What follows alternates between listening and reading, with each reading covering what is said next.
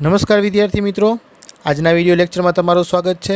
મિત્રો, આપણે સપુષ્પી વનસ્પતિઓમાં લિંગી પ્રજનન તે ચેપ્ટરનો અભ્યાસ કરી રહ્યા છીએ। મિત્રો, અત્યાર સુધીમાં આપણે આ ચેપ્ટરના બે મહત્ત્વના ટોપિક એટલે કે લઘુબીજાણુ જનન અને મહાબીજાણુ જનન એટલે કે પરાગરજનું નિર્માણ અને ભ્રૂણપૂટ સુધીનો વિકાસ એટલે કે અંડકોષનું નિર્માણ તે ભણી ગયા છીએ। મિત્રો, અહીં આપણે નરજન્યુ અને માદાજન્યુના વિકાસની વાત તો કરી લીધી, પરંતુ હવે તેની ફલન ક્રિયા કઈ રીતે થશે તેના વિશે આજે આપણે આજના લેક્ચરમાં ભણવાનું છે। તો સૌપ્રથમ શરૂઆત કરીએ તો એક ફાસ્ટ રિવિઝનના સ્વરૂપે આ આકૃતિ પણ જોઈ લઈએ અને જે આપણને આગળ પણ કામ આવશે કે આ એક પુષ્પ દર્શાવેલ છે। તે પુષ્પમાં જે નરજન્યુ છે એટલે કે જે પરાગાશયનો જે ભાગ છે તે ઉત્પન્ન કરે છે તે પરાગરજ, અને જે સ્ત્રી કેસરનો ભાગ છે તે ઉત્પન્ન કરશે અંડકોષ। તો તે બંનેની જે ક્રિયા છે તેમના વિકાસની ક્રિયા છે તે અહીં દર્શાવેલી છે। તો આ આકૃતિ તમારે એ રીતે યાદ રાખવાની થશે કે જેને કારણે તમે સમજી શકશો કે એક જ વનસ્પતિમાં એક જ ફ્લાવર છે તેમાંથી બંને ઘટકો કઈ રીતે ઉત્પન્ન થતા હોય। હવે જે ઉત્પન્ન થાય છે તે નરજન્યુ અને માદાજન્યુ બંને અચલિત છે। મિત્રો, ખાસ સમજતા જજો, હવેથી આજના ટોપિકની શરૂઆત થઈ છે કે આ બે જન્યુઓ ઉત્પન્ન થાય છે તે અચલિત છે અને અચલિત હોવાને કારણે ફલન ક્રિયા માટે તેમને સાથે લાવવા જરૂરી છે, બરાબર છે। તો એ ક્રિયા જે છે તેને શું કહીશું આપણે? પરાગનયનની ક્રિયા। તો મિત્રો, આજનો ટોપિક છે પરાગનયન। તો પરાગાશયમાંથી મુક્ત થતી પરાગરજને સ્ત્રી કેસરના પરાગાસન પર સ્થળાંતર કરવાની ક્રિયા એટલે પરાગનયન। ક્લિયર? ફરીથી ફટાફટ જોઈ લઈ કે પરાગાશયમાંથી ઉત્પન્ન થતી જે પરાગરજ છે તેને સ્ત્રી કેસરના પરાગાસન પર સ્થળાંતર કરવાની ક્રિયા એટલે પરાગનયન। મિત્રો, મોટાભાગે આ પરાગનયનની ક્રિયા છે તેમાં તમે ચોક્કસ પ્રકારના વનસ્પતિના અનુકૂલનો જોઈ શકતા હો છો। અત્યાર સુધીમાં આપણે એવું ભણી ગયા છે કે પરાગનયન મુખ્યત્વે બે પ્રકારે થાય, સ્વપરાગનયન અને પરપરાગનયન। એટલે કે એક જ વનસ્પતિમાં પુષ્પો વચ્ચે પરાગનયનની ક્રિયા થાય તો આપણે તેને સ્વપરાગનયન કહીએ છીએ, અને જ્યારે બે અલગ અલગ વનસ્પતિના પુષ્પો વચ્ચે પરાગનયનની ક્રિયા થશે તો આપણે તેને પરપરાગનયન કહીએ છીએ। ક્લિયર? પરંતુ અત્યારે એનસીઈઆરટીના નવા સિલેબસ પ્રમાણે આપણે તેને ત્રણ અલગ ભાગમાં વહેંચવાના છે। તે ત્રણ ભાગ છે આપણા સ્વફલન, ગેઇટોનોગમી અને પરવશ। હવે જે સ્વફલનની ક્રિયા છે તેને ટૂંકમાં સમજીએ તો જે એક વનસ્પતિનું જે પુષ્પ હોય તે ઉભયલિંગી પ્રકારનું પુષ્પ છે એમ સમજીએ તો તેમાંથી ઉત્પન્ન થતી પરાગરજ તેના જ પરાગાસન પર એટલે કે એક જ પુષ્પમાંથી ઉત્પન્ન થતી પરાગરજ તે જ પુષ્પના સ્ત્રી કેસરના પરાગાસન પર સ્થાપિત થાય તો તેને કહીશું સ્વફલન, બરાબર। જ્યારે ગેઇટોનોગમીની વાત કરીએ તો એમાં શું છે તો કે તેમાં એક જ વનસ્પતિ પર ઉત્પન્ન થતા બે પુષ્પો, એક પુષ્પમાંથી પરાગરજ ઉત્પન્ન થશે અને તે જ વનસ્પતિના અન્ય પુષ્પના પરાગાસન પર સ્થાપિત થશે તો તેને શું કહીશું આપણે? ગેઇટોનોગમી। ક્લિયર? હવે વાત કરીએ પરવશની। તો પરવશમાં એવું થશે કે એક વનસ્પતિના પુષ્પ પરથી ઉત્પન્ન થતી પરાગરજ અન્ય કોઈ વનસ્પતિના પુષ્પ પર જઈ અને તેના પરાગાસન પર સ્થાપિત થાય તો તેને કહેશું આપણે પરવશ। એટલે ટૂંકમાં એવું સમજી શકીએ કે સ્વફલન અને ગેઇટોનોગમી એ બંને સ્વપરાગનયન પ્રકારના છે, પરંતુ ગેઇટોનોગમી જે છે ને એમાં મોટાભાગે એક પુષ્પ પરથી પરાગરજને બીજા પુષ્પ પર જવું હોય તો કાર્યાત્મક રીતે તો એ પરપરાગનયનની વાત થઈ, બરાબર છે। જ્યારે પરવશ છે એ ટોટલી પરપરાગનયન જ દર્શાવે છે। તો અહીં આપણે સ્વફલન, ગેઇટોનોગમી અને પરવશ એ ત્રણ વિશે હવે ડિટેલ ચર્ચા કરીશું। તો સૌપ્રથમ વાત કરીએ સ્વફલનની। તો મિત્રો, આ પ્રકારમાં એક જ પુષ્પ હોય, તે ઉભયલિંગી પ્રકારનું પુષ્પ હોય, તેના પુષ્પના પરાગાશય પરથી પરાગરજ ઉત્પન્ન થઈ તે જ પુષ્પના પરાગાસન પર સ્થળાંતરિત થાય તો આપણે શું કહેશું? તેને સ્વફલન, બરાબર। તમે આકૃતિમાં જોઈ શકો છો કે સ્વફલનની ક્રિયા જે દર્શાવેલી છે। મિત્રો, તમારે અહીંથી આકૃતિ પણ જોઈને દોરીને તેની તૈયારી પણ કરવાની છે। હવે આ પ્રકારનું જો સ્વપરાગનયન કરવું હોય તો તેના માટે ચોક્કસ શરતો છે તે સધાવી જોઈએ। એટલે કે જો આ પ્રકારે સ્વફલન કરવાનું થાય તો પરાગરજની મુક્તિ અને પરાગાસનની ગ્રાહ્યતા મિત્રો ખાસ સમજો બે શબ્દ, પરાગરજની મુક્તિ એટલે કે પરાગાશયમાંથી પરાગરજ છૂટી પડે છે તે ક્રિયા અને પરાગાસનની ગ્રાહ્યતા એટલે કે પરાગાસન એ પરાગરજને સ્વીકારે છે તે ગ્રાહ્યતા બંને વચ્ચે તાલમેલ સધાવવો જરૂરી છે. કારણ કે પરાગાશય અને પરાગાસન એટલે કે પુંકેસરનો ભાગ અને સ્ત્રીકેસરનો ભાગ બંને સાથે ડેવલપ થવા જોઈએ, બંને સાથે વિકસિત થવા જોઈએ, બંનેમાં જે નરજન્યુ છે અને માદાજન્યુ છે તેનો વિકાસ પણ સાથે સાથે થવો જોઈએ અને બંને એકબીજાની નિકટતમ એટલે કે નજીક પણ હોવા જોઈએ, તો જ તે આપમેળે થતી ક્રિયા શક્ય બનશે. બરાબર છે. તો આ તમારે યાદ રાખવું પડશે કે ઘણી વખત આવો નાનો પ્રશ્ન પૂછી શકતા હોય છે કે સ્વફલન માટે ચોક્કસ આવશ્યકતાઓ કઈ, તો તમે તેને આ રીતે આવશ્યકતાઓમાં દર્શાવી શકો છો. પહેલી આવશ્યકતા તો મુખ્ય આપણે ભણી કે તે જે પુષ્પો હોય છે તે ઉભયલિંગી એટલે કે દ્વિલિંગી પુષ્પો હોય તો જ આ ક્રિયા તેમાં શક્ય બનશે. ક્લિયર. પછી જે બીજી વાત કરીએ તો તેમાં શું તમારે કહેવાનું થશે કે પરાગરજની મુક્તિ અને પરાગાસનની ગ્રાહ્યતા, તેમનું ડેવલપમેન્ટ એ બધી ક્રિયાઓમાં તાલમેલ હોય તો જ આ ક્રિયા શક્ય બને. બરાબર. અને પુષ્પો એકબીજાની નજીક પણ હોવા જોઈએ. હવે સ્વફલનવાળા પુષ્પમાં પુષ્પના પરાગાસન અને પરાગાશય એક જ સમયે પરિપક્વ થાય તો જ સ્વપરાગનયન શક્ય બને. એવું કેટલામાં જોવા મળે તો એના ઉદાહરણની વાત કરીએ તો એપીએસી, લેમિએસી, કેક્ટેસી આ પ્રકારના જે કુળ છે તેના ઘણા બધા સભ્યોમાં આ પ્રકારે સ્વપરાગનયન થાય છે, એટલે કે સ્વફલન પ્રકારે સ્વપરાગનયન થાય છે.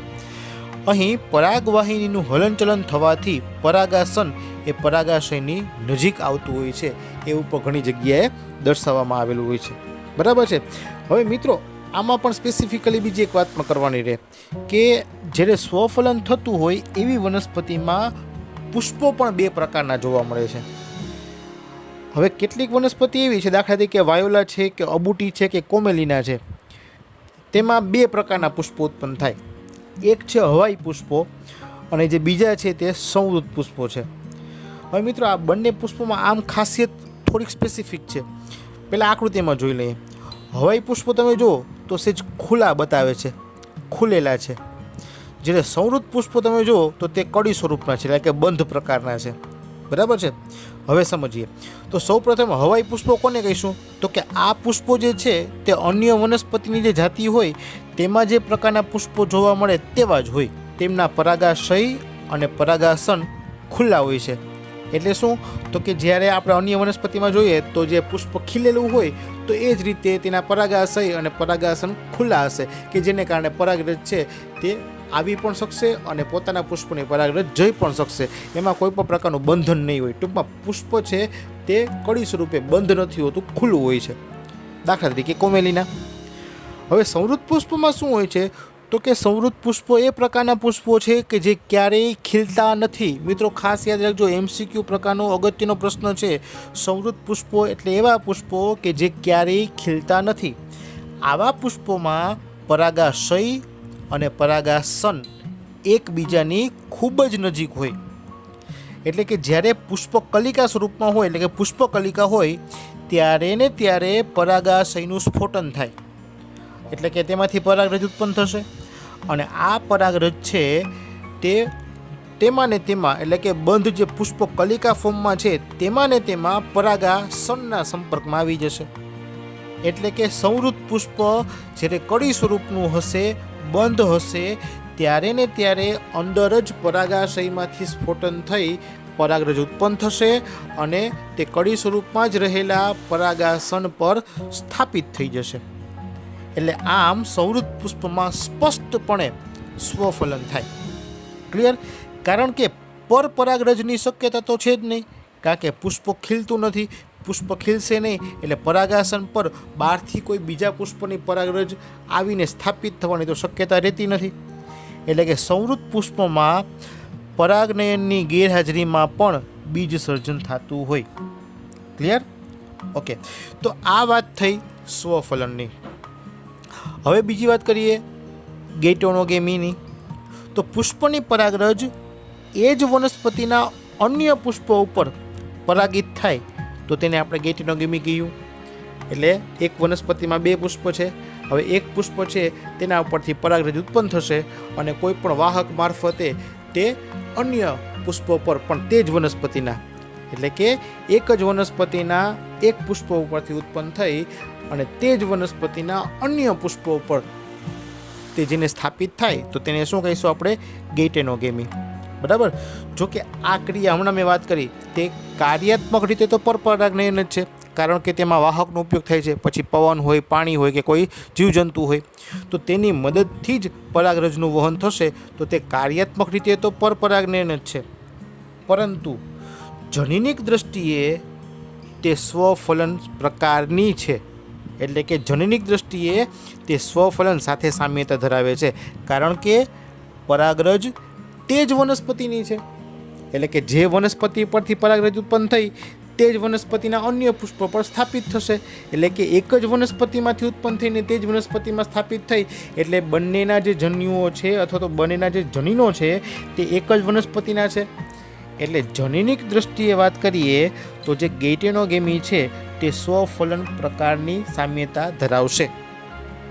બરાબર. હવે વાત કરીએ પરવશની. તો પરવશ છે તે એક પ્રકારે પરપરાગનયન જ થયું, કારણ કે પરાગાશયમાંથી પરાગરજ ઉત્પન્ન થાય અને તે અન્ય વનસ્પતિના પુષ્પ પર જઈ અને સ્થાપિત થશે. બરાબર.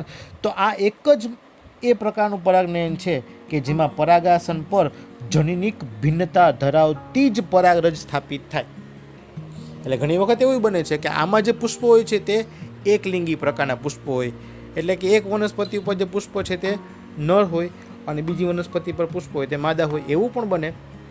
એવી શક્યતાઓ છે. સંપૂર્ણપણે એ સાચું હોતું નથી, કારણ કે દરેકે દરેક પરાગરજ છે એ કયા પ્રકારના પુષ્પો પરથી આવે છે તે તો નક્કી હોતું નથી. બરાબર.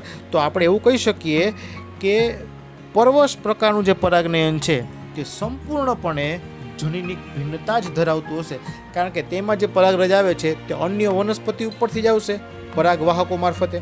બરાબર છે. તો તે સંપૂર્ણપણે પરવશ ક્રિયા થઈ, પરપરાગનયન. હવે એટલે આપણે વાક્ય આપી શકીએ કે પરપરાગનયન જે જાતિઓમાં થાય તેને આપણે શું કહીશું? પરવશ. અને આ રીતે એટલે કે પરપરાગનયનની રીતે જે સંતતિઓ ઉત્પન્ન થાય તેને આપણે શું કહીશું? સંકર, એટલે કે હાઇબ્રિડ સંતતિ કહીશું. બરાબર છે. કારણ કે તેમાં જે લક્ષણો છે બે અલગ અલગ વનસ્પતિના છે, જનીનિક ભિન્નતા ધરાવતા છે, એટલે તેમાં સંકર જાતિ ઉત્પન્ન થશે. પરપરાગનયન માત્ર એકલિંગી પુષ્પમાં જ શક્ય બને છે. પરપરાગને લીધે પરફલન થતું હોવાથી જનીનિક પુનઃ સંયોજનનો ફાયદો મળે છે. જનીનિક પુનઃ સંયોજન થાય એની માહિતી આપણે આગળના ચેપ્ટરમાં ભણશું, પણ સમજી શકીએ કે બે અલગ અલગ વનસ્પતિ ઉપરથી જે પરાગરજ આવે છે તો તેમાં પુનઃ સંયોજનનો ફાયદો મળતો હશે, જનીનો ભેગા મળતા હશે. બરાબર. તો આજે વાત થઈ તે પરાગનયન અને તેના વિશિષ્ટ રીતે દર્શાવેલા પ્રકારોની. બરાબર છે. તો આના બેઝિક પ્રશ્નો યાદ રાખવા અને તેમાંથી વિકલ્પ ઘણી રીતે પૂછાતા હોય છે, તો તે પણ તૈયાર કરી લેવા. આજના પ્રશ્નો લખી લઈએ. પહેલો પ્રશ્ન, પરાગનયન એટલે શું? તેના પ્રકારો વિશે ટૂંકમાં માહિતી આપો. નેક્સ્ટ ક્વેશ્ચન, ટૂંક નોંધ લખો. સ્વફલન. મિત્રો આમાં નાના પ્રશ્નો 2-3 આવરી લઈશું. દાખલા તરીકે સ્વફલન માટેની આવશ્યકતા એ પણ આમાંથી મળી રહેશે. ત્યારબાદ હવાઈ પુષ્પો અને સંવૃત પુષ્પો વચ્ચે ભેદ સ્પષ્ટ કરો, તો તે પણ આમાં મળી રહેશે. બરાબર. નેક્સ્ટ ક્વેશ્ચન, ગેઇટેનોગેમી વિશે માહિતી આપો. નેક્સ્ટ ક્વેશ્ચન, પરવશ એટલે શું? તે પ્રકારે થતા પરપરાગનયન વિશે માહિતી આપી પરફલનના ફાયદા જણાવો.